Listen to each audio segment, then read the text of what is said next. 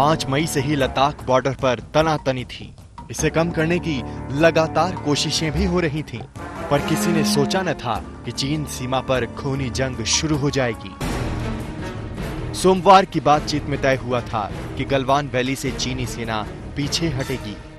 सूत्रों के मुताबिक 15 जून की रात 16 बिहार रेजिमेंट के कमांडिंग ऑफिसर कर्नल बी संतोष बाबू चीनी सैनिकों से बात करने PP-14 पर पहुंचे, लेकिन चीनी सैनिकों की मंशा कुछ और थी।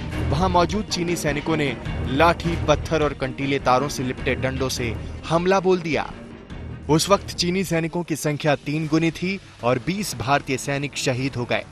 40 मिनट बाद भारतीय सैनिकों ने भी पलटवार किया। 43 चीनी सैनिकों को नुकसान की खबर है। कई सैनिक श्योक नदी में बह गए। पूर्वी लद्दाख में इस वक्त भारतीय और चीनी सेना के बीच में जबरदस्त तनाव है। दरअसल 15 जून को चीनी सेना की तरफ से एक उकसाने वाली कार्रवाई के बाद दोनों सेनाओं में जबरदस्त झड़प हुई, जिसमें 20 भारतीय सैनिक शहीद हुए, जबकि चीन के 40 से 45 सैनिक मारे गए हैं। चीन और भारत सेनाओं के बीच में लगातार बातचीत चल रही थी। उस दौरान जब देर शाम लोकल कमांडर स्तर की बातचीत खत्म होने के बाद पेट्रोलिंग पॉइंट 14 के पास चीनी सेना की तरफ से कोई हरकत हुई, जिस हरकत को रोकने के लिए भारतीय सेना के बिहार के जो कमांडिंग ऑफिसर हैं संतोष बाबू अपने कुछ सैनिकों के साथ वहां पर पहुंचे और उसके बाद चीनी सेना को उन्होंने रोकने की कोशिश की, लेकिन चीनी सेना की काफी तैयारी थी, जिस पर शुरुआती हमले में भारतीय सैनिकों को काफी नुकसान उठाना पड़ा। सेना सूत्रों के मुताबिक LAC पर भारी तनाव है। बातचीत से कुछ नहीं निकला। गलवान घाटी में कुछ भी नहीं बदला। सेना मोर्चे पर तैनात है। लद्दाख के साथ साथ LAC के सभी पोस्ट को अलर्ट कर दिया गया है। क्वेश्चन ये है, ये बहुत सीरियस मुद्दा है और इसमें तीनों सर्विसेज का मामला इन्वॉल्व है। एयरफोर्स ऑलरेडी वहां है, ऑलरेडी चारों तरफ है।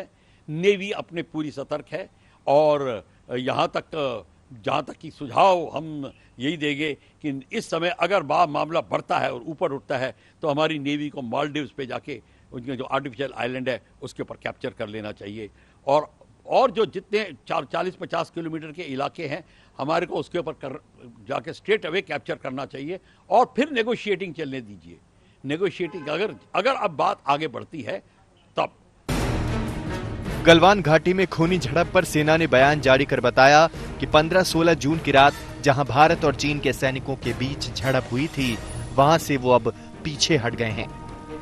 17 भारतीय जवान जो कर्तव्य निभाने के दौरान झड़प की जगह पर गंभीर रूप से घायल हुए थे और ऊंचाई वाले इलाके में 0 से नीचे तापमान को झेल रहे थे, उन्होंने जख्मों की वजह से दम तोड़ दिया।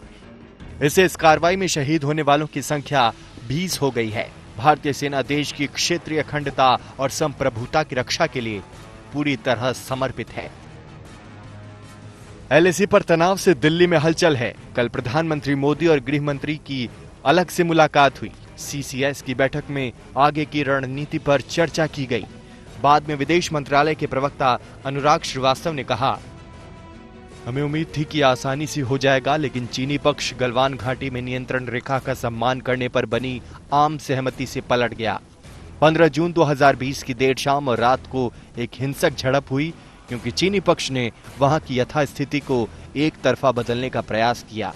अगर उच्च स्तर पर हुए समझौते का पालन सावधानी से किया जाता तो दोनों पक्षों को जो जानी नुकसान हुआ उसे रोका जा सकता था।